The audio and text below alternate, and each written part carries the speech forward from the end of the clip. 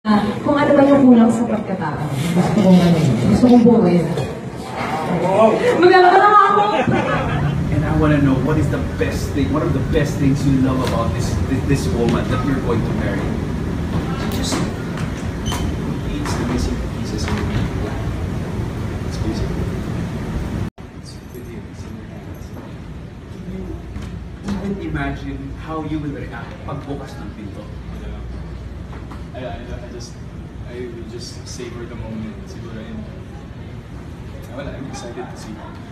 Ready naman ang ating house. Ready na? Gaano katagal mo pinagandaan to? Overnight.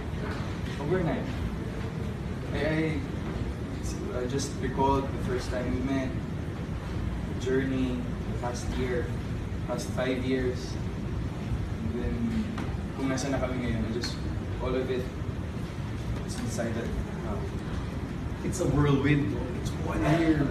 Do you remember the time that you first met her in the Grand Arena? That was something. Yeah.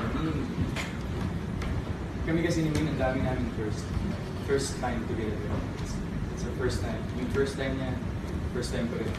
So, yung love story namin, it's been all about first times. So, like na. So, it's gonna be one of the best first times ever. And I want to know what is the best thing, what are the best things you love about this woman that you're going to marry? Just completes the missing pieces in the plan. It's basically Wonderful out there. Thank you so much for excited for the wedding.